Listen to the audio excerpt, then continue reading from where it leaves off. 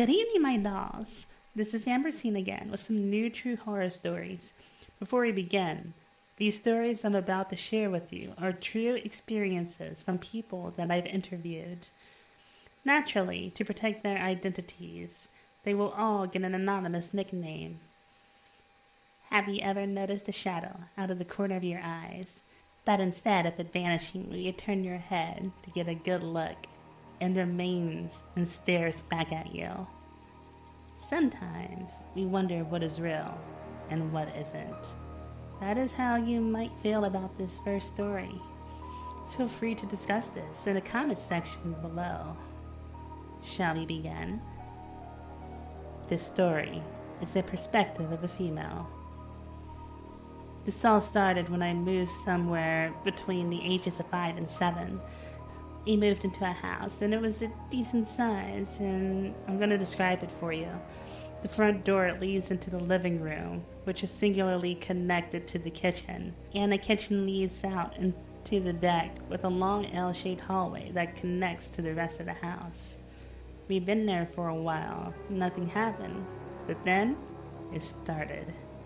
I began seeing a tall, purely black figure in the hallway of my house. Honestly, it looked like a shadow that was standing on its own, with no real defining features aside from the fact that it was tall as your average adult. Being a kid at the time, my immediate reaction was to run and hide. After that encounter, I would always see it, and it wasn't going away. This thing always appeared in the hallway, but it appeared on different sides of the hallway. The area I would encounter it the most was the portion that connects to all of the bedrooms. That's when I noticed a trend that this normally happened when I just was leaving my room or the bathroom, which is directly across the hall from my room. I tried to tell my parents about it, but I don't think that they really believed me.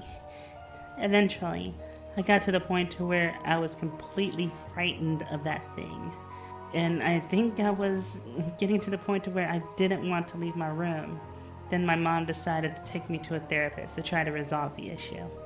It was strange because no one else ever saw it. I would talk to the therapist, but I really didn't feel like they believed my story. And after a while, they decided all that they wanted to do was medicate me. The few days seemed to really blend in together.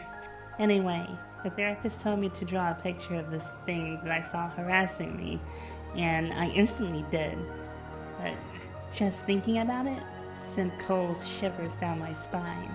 Once it was drawn, the therapist had me burn the paper, which we did. While I still had that anxiety, I felt a little better about the whole ordeal. Later that evening, I returned home, and around 3 a.m., I went to the restroom, but oddly enough, the shadow was no longer there. I had finally had a break for it for the first time in years, and since then, I have never seen it again. It does make me wonder, is it real? Or was I really losing my mind? I just thank the heavens that it's all over now. Story number 2. This story is in the perspective of a male. I know that this story is going to be hard to believe, but just hear me out.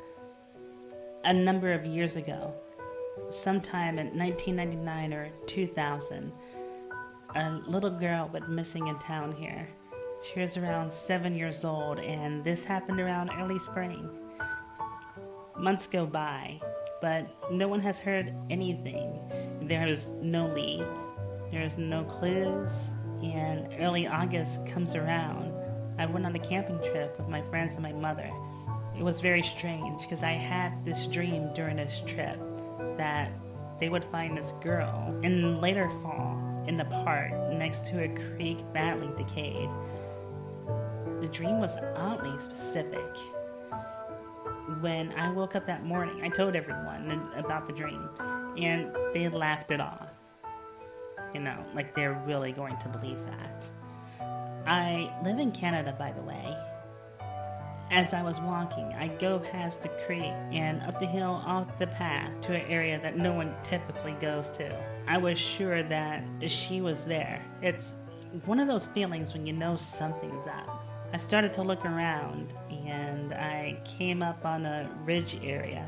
As soon as I reached it, I noticed some cops pulling her body out of the area right beside the creek.